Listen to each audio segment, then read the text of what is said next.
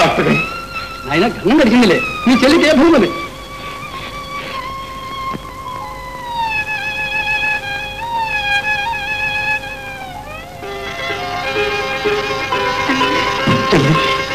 జానకి అమ్మ.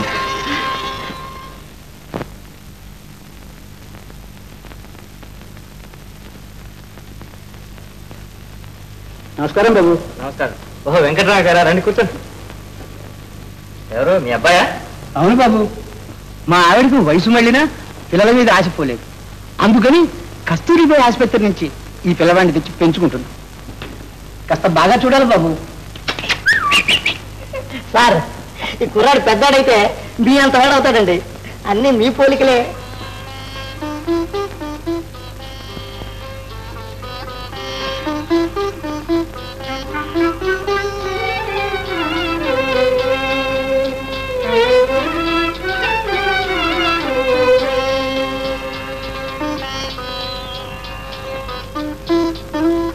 ఏమిటి బాబు అలా చూస్తున్నారు?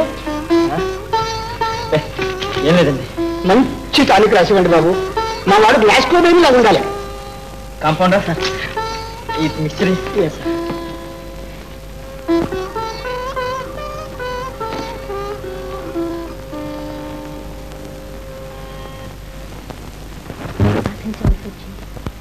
విచారించకు చెల్లి. ఈ రూపంలోనైనా ఈ మాయలోకం నిజ స్వరూపం తెలుసుకునే అవకాశం లేదు.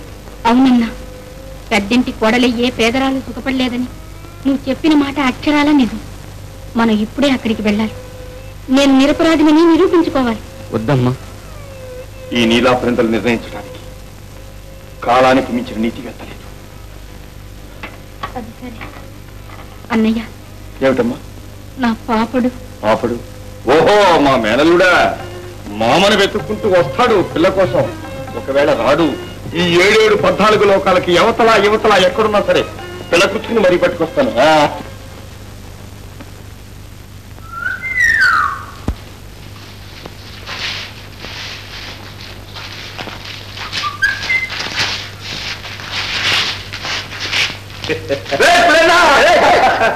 రాజు నువ్వట్రా? ఊరంతా వెతికాను రా. ఎందుకు? మళ్ళీ వెళ్ళమన్నారు. జైలుకేనా? ఒక్కసారి ఏమిట్రా, ముచ్చటగా 3 సార్లు వెళ్ళొచ్చాను రా. అరే తమ్ముడు, ఇప్పుడు మన వయసు ఎంతో తెలుసా? 28. అంటే 38 సార్లు జైలుకి వెళ్ళొచ్చానన్నమాట. పెద్ద పులి మనవడి చిన్న పులి అంటే చాలా కలుసుకున్నాం కానీ మా ఇంటికి వెళ్తాను. మీ ఇంటికా? ఎలా వచ్చేదిరా తమ్ముడు? అడిసిరా అలా అన్నయ్య. అది కాదురా, మన ఇయ్యాలే కదంటే అత్తారింటి నుంచి వస్తున్నా. ఊళ్ళో మన శిష్యులంతా గొప్ప సన్మానం చేస్తారులే. మన ఇయ్యాల వెళ్ళకపోతే రేపు వాళ్ళు మన మాటింటారట్రా. అవునురా అన్నయ్య. ఇదిగో రేపు తప్పకుండా వస్తావు కదా. అరే రాజు, ఇంతకీ మన ఇల్లు ఎక్కడరా? ఇల్లు నీకు తెలియదు కదరా. అవును, మన పెద్దదారు అక్కడి నుంచి నేరుగా పోరా. నేరుగా పోతాను. కుడివైపు తిరుగుతాను. దాని దగ్గర నుంచి ఎడవైపు తిరిగి కొంచెం తిరుగుతాను. పడమరగా చూడరా. పడమరగాను చూస్తాను. ఒక పాడుపడే గుడి ఉంటుందిరా. గుడి దాని వెనకమాల నుంచి వెళ్తే అక్కడ ఒక ఇది ఉంటుందిరా. ఇదంటే అదేరా వంతెనరా. పక్కగా వెళ్ళి కొంచెం వెనక్గా తిరిగి సూటిగా పోతే అక్కడ ఒక వంకర తాడి ఉంటుందిరా. వంకర తాడి దాని మీద నుంచి చూస్తే మర్రి చెట్టురా. మర్రి. అరే బాబు, నీ కొండ గుర్తులని నాకు కాదు కదా, ఆంజనేయులు కూడా అర్థం కావురా నాయన. ఓ, అయితే అర్థం కాలేదన్నమాట. సరే, ఇదంతా ఎందుకన్నా రేపు తిన్నగా పడవలు రేపు కడికిరా. మన ఇద్దరం కలిసి వెళ్దాం.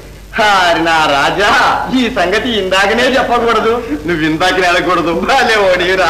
వస్తారా? శిష్యుడు సందట్లో తమ్ముని మర్చిపోయారు. కందాకు కూడా ఏర్పాటు చేస్తా. భలే బాగా తింటాంలే, పీటలు పగలుతాయి. పో, గట్టిగా చేస్తాలే.